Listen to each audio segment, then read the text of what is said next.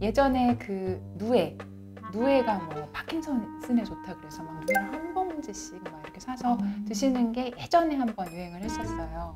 근데 그 누에 성분이 도파민이거든요. 그만큼의 효과를 누에로 보려면 몇 포대를 드셔야 되는 거예요. 멀쩡한 의사들의 본격 재능 낭비 프로젝트 나눔사다 시즌4 보이는 보이는 라디오입니다.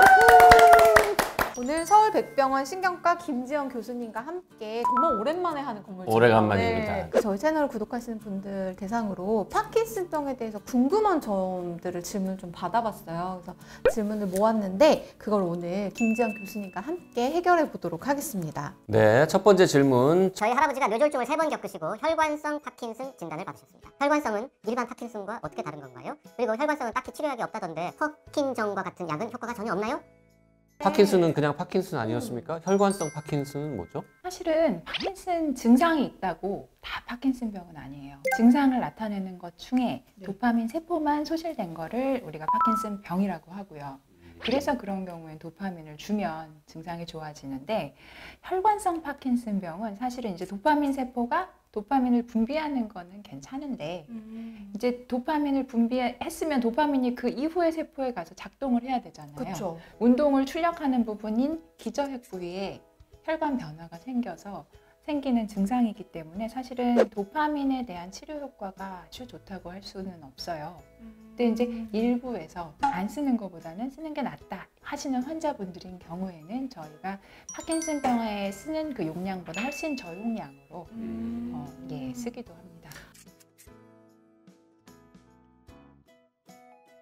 그럼 엄밀히 말하면 혈관성 파킨슨은 파킨슨병이 아니네요. 혈관성 파킨슨증이라고 하죠. 아, 그런 말은 있어요. 기전 자체가 달라서 치료법도 다르고 그렇지만 좋은 점이 하나가 있어요. 고혈압, 당뇨, 고지혈증, 심장병 뭐 이런 것들만 잘 조절을 하면 혈관성 파킨슨증은 진행을 안 해요. 비교적 안정적인 경과를 보입니다. 어쨌든 안 먹는 것보다는 먹는 게 나은 환자분들이 있고 그런 경우에는 저용량으로 쓰기도 한다. 네. 두 번째 질문 볼까요? 네. 파킨슨병 진행을 늦출 수는 없나요? 현대의학으로 치료가 가능하긴 한 병인가요? 이게 사실은 진행을 늦출 수 있는 치료는 현재 확립된 게 없어요. 열심히 개발 중인데 아직까지는 상용화된 약 중에는 없고 현대의학으로 치료가 그 치료를 완치라고 생각을 하신다면 불가능하죠. 그렇지만 우리가 이제 안경 쓰잖아요. 눈이 나빠서 안경을 쓰면 이게 치료인가요? 치료라고 하기는 없지만 이상하지만 네, 좋은 거죠. 근데 생활하기 불편함이 해소가 되죠. 그래서 파킨슨병도 마찬가지로 약을 먹으면 어느 정도 생활할 수 있게 증상이 좋아지기 때문에 그거를 이제 치료라고 합니다. 그리고 운동 같은 거 해서 신체 활동 늘리면 그럼 좀 좋고. 운동이 사실 상당히 중요한데 약물이 이제 내 몸을 최적화시킨 다음에는 운동을 해서 근력을 키워야 됩니다. 그래서 근력을 키워야 되는데 파킨슨병 자체가 이렇게 굽어지잖아요. 그러니까 이걸 펴는 근육들을 강화를 시키고 근육을 튼튼하게 만들어서 차후에 병이 진행될 때 비축제로 써야 되죠. 그 근육을. 대개 이제 현대의학으로 치료법이 뚜렷이 없는 경우 그리고 병의 진행이 굉장히 느리거나 아니면 나빠졌다는 완화를 반복하는 이런 질병들 같은 경우에 이 사기꾼들이 그렇죠. 이건 병원에서는 치료 못하는데 나는 할 수 있다라는 파킨슨도 좀 그런 사람들이 좀 있나요? 굉장히 많아요. 예전에 그 누에가 뭐 파킨슨에 좋다 그래서 막 누에를 한 봉지씩 막 이렇게 사서 드시는 게 예전에 한번 유행을 했었어요. 근데 그 누에 성분이 도파민이거든요. 근데 이미 도파민이 정제된 약이 나와 있어요. 우리가 위생적이고 안전하게 다 추출을 해서 약재로 만들었는데 그만큼의 효과를 누에로 보려면 몇 포대를 드셔야 되는 거예요. 양약은 싫고 나는 자연 치유로 하겠다 해서 이제 그런 것들을 드시는 분들이 있는데 이제 사실은 그건 비효율적인 경우가 많고 이제 안전성도 사실 확립이 안 되어 있습니다. 그래서 별로 추천드리지 않습니다. 네, 세 번째 질문 가겠습니다. 기립성 저혈압이 생겼는데 파킨슨 진행과 연관이 있을까요? 넘어져서 다치고 오시니 마음이 너무 아픕니다. 약 먹고 운동 나가시면 보행장애가 있어서 넘어지는 게 아니고 어지러워서 핑 하면서 쓰러지십니다. 자, 이분은 아마도 파킨슨 진단을 이미 받으신 분인데 기립성 저혈압이 추가로 생겼다. 이게 연관되는 거냐 이 질문 같습니다. 기립성 저혈압이 사실 파킨슨병하고 연관돼서 생기는 경우가 많기는 해요. 많기는 한데 이제 약과 관련해서 약이 혈압을 좀 낮추는 효과도 있고요. 파킨슨병이 진행하면서 혈압이 좀 낮아지기도 하는데 이제 많은 경우는 이 분들이 이제 나이가 많으시다 보니까 혈압약이나 남자분들 같은 경우는 전립선약 이런 거 복용하시는 분들이 많거든요. 네.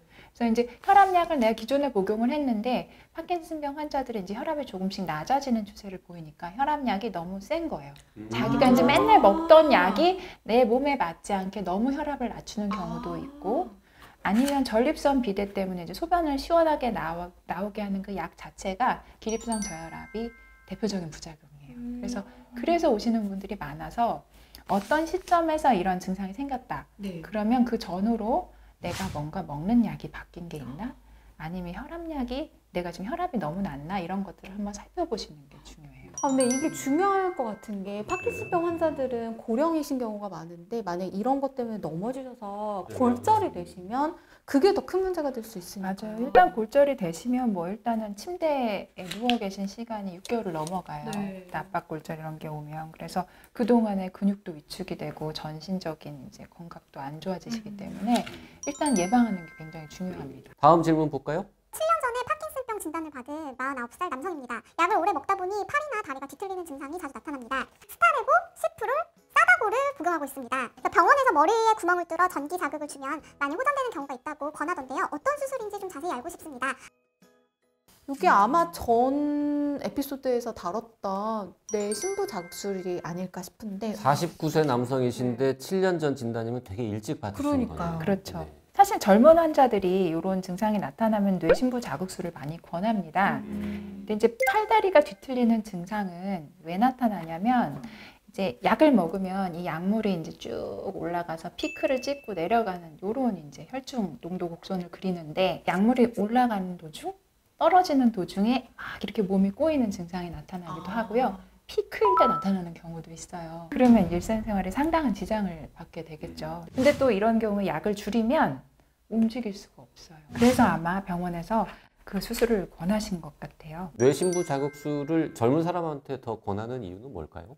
아무래도 뇌에 이제 구멍을 뚫고 뇌 전극이 거기까지 들어가는 과정에서 주변 뇌세포들은 손상이 돼요. 뇌가 이제 많이 나이가 들었거나 퇴행성 변화가 있는 뇌에다가 추가로 병변을 만들면 그걸로 인한 이제 부작용이나 아니면 뇌기능 저하가 걱정이 되기 때문에 비교적 기저질환이 적은 젊은 환자 중에서 이런 식으로 약물의 부작용이 심하게 나타나서 일상생활에 지장을 주는 경우에 이 자극술을 권합니다. 다음 질문 보겠습니다. 2020년 1월 6일 80세 여자 환자 기저질환 없음, 뇌경색 이후 오른쪽 얼굴, 팔, 다리 감각 이상이 남았고 운동 능력은 변화 없었으나 3일 뒤인 2020년 1월 9일 퇴원 후 약물 치료 중 우울증과 경한 인지 능력 저하가 있어 정신과 진료도 받고 이후 신경과에서 2021년 4월 파킨슨 2기로 진단을 받고 약물 치료를 시작했습니다. 약을 드시니 오전에는 거의 정신 못 차리게 힘드시다네요. 퇴원 직후에는 잘 걸으셨는데 이제는 오른발을 끌고 보폭도 매우 좁아졌습니다.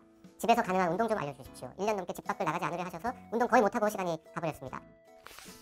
파킨슨만 있어도 이제 힘드실 텐데 이제 뇌졸중까지 왔으니 아마 더 치료가 쉽지 않으실 것 같은데요. 약을 드셨을 때 오전에 정신을 못 차리게 힘드시다. 이거는 이제 약과 관련된 부작용인 경우가 간혹 있습니다. 이제 도파민 제제가 어떤 환자한테서는 불면을, 어떠한 환자한테서는 과다수면, 그다음에 처지는 증상을 유발하는 경우가 있거든요. 그래서 이런 경우에는 조금 약을 조절하는 게 필요할 수도 있고요. 또 두 번째 가능성으로는 이제 우울증이 있다고 하셨잖아요. 이제 우울증이 파킨슨병에서 잘 오거든요. 자기가 못 움직이니까 움직이는 게 너무 힘들고 남보기도 좀 그러니까 우울증이 오는 경우도 있어요. 이러한 우울증 때문에 이렇게 더 움직이지 못하는 것처럼 보일 수도 있거든요. 그래서 이제 해당 정신건강의학과나 신경과를 방문해서 한번 평가를 받아보셔야 되지 않을까 싶습니다. 그 우울증 약도 제가 잘 모르지만 이제 여러 가지가 있고 농도도 조금 다르잖아요, 사람마다.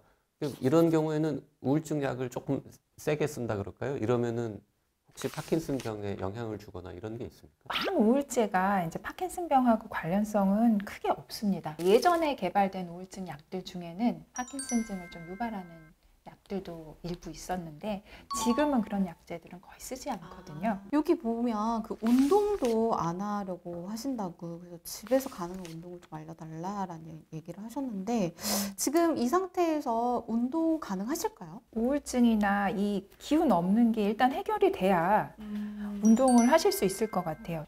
긍정적인 영향이 있기는 하지요. 근데 운동은 내가 몸이 좋은 상태에서 해야 돼요. 안 그러면 관절이나 근육이나 다칠 수가 있거든요. 네. 우선은 말씀 주신 것처럼 정신건강의학과나 신경과를 먼저 방문해서 상담을 하시는 게 낫겠다라고 하셨습니다. 집에서 가능한 운동 알려주세요라고 했는데 저희가 영상으로 아예 제작을 했습니다. 여기 위에 카드가 있습니다. 클릭하시면 저희가 얼마 전에 올린 그 영상을 참고해 주시면 고맙겠습니다.